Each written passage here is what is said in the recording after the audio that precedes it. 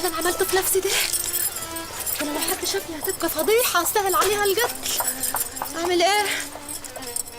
انا هدخل الزرع استر نفسي واعصر خلقاتي. هذه المصيبه. يا لهوي يا لهوي.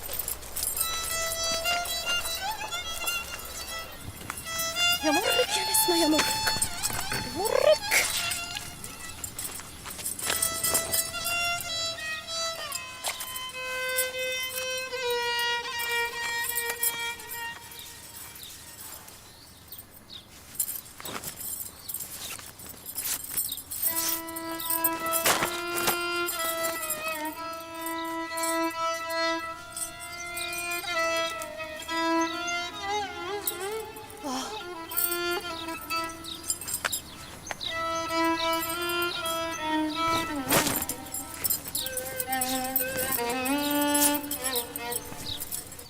نسمة راحت فين البت دي؟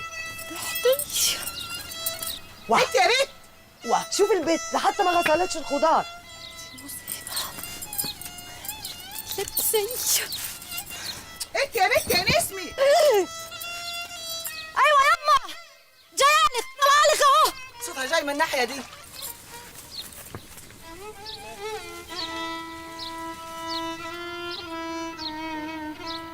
انت يا بت. ايوه ايوه. بتعمل ايه انتك يا بت؟ وايه اللي مغرق هدومك كده؟ اسكتي اسكتي يما. مش كنت هغرق في المسجد؟ بغسل الخضار وجع مني، مديت يدي علشان اجيبه، انقلبت زرع بصل في المسجد، كنت هموت. ربنا سترها الحمد لله. زرع بصل يا نسمة؟ طب شوفي لك كدبة زينة عشان يصدقوها. واه انا كدابه؟ يا بت هو في واحدة توجع في مسجة مليان مية من غير ما راسها تتبل؟ اهو اتقلبت وخلاص. ربنا رفع راسي لفوق علشان ما اشركش واموت يا خالتي. بعد الشر عليك يا ضناي. تعالي امشي بيني وبين خالتك لحد ما نوصل البيت. حاضر. ايوه لحسن يقولوا المبلولة اهي المبلولة اهي. دمك بينقط عسل يا خالتي. امشي من سكان. حاضر. احمد ربنا ان مفيش حد من الرجاله شافك، كانت بقيت فضيحه. الحمد لله. استري نفسك يا بت. حاضر. يلا.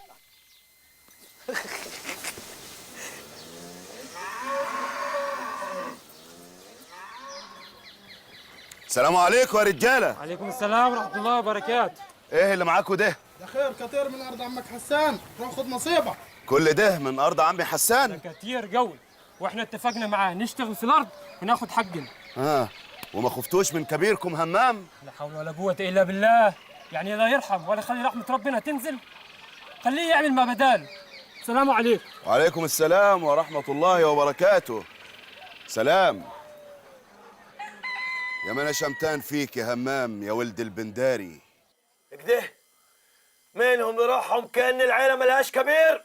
هو ده اللي حصل يا كبير. استغفر الله العظيم استغفر الله العظيم. اسمع يا بابا، انت تروح تلف على بيوت البندرية بيت بيت، قول لهم اللي هيقبل على روحه يشتغل اجري عند عيلة حسان يبقى بيجيب العار لعيلة بنداري ويستحق القتل. خلاص يا عمي، ما بقاش في نخوة ولا احساس بكرامة العيلة اللي بتتبهدل. سامحنا يا كبير، الناس جعانه. بصراحه انا عرفت انهم كانوا رايحين يشحتوا والناس شغلوهم وادوهم عرقهم، وهم الاولى يا كبير. كمان رايحين يمدوا يدهم. كيف ارفع راسي قدامهم بعد كده؟ ده كان اكرم لهم لو كانوا راحوا يسرقوا بدل ما يشحتوا. على الاقل القوي هو اللي يقدر يسرق، لكن الضعيف هو اللي يمد يده ويستنى الحسنه. روح قول لهم كبركم بأمركم، كل واحد يقعد جوا بيته وانا اتولى كل حاجتهم بدل الذل اللي حط راسنا فيه. غور بالاذن يا كبير. غور في داهيه. بعدين يا همام، وبعدين يا ولد اخوي، بكده زمام العيله هيفلت من يدك وكل واحد هيمشي على هواه. اعمل ايه يا عمي؟ اعمل ايه؟ ما كله على يدك. انا وانت رحنا لكل العائلات اللي بيزرعوا حشيش عشان يساعدونا ويعملوا لنا طبخه جديده. ايه اللي حصل؟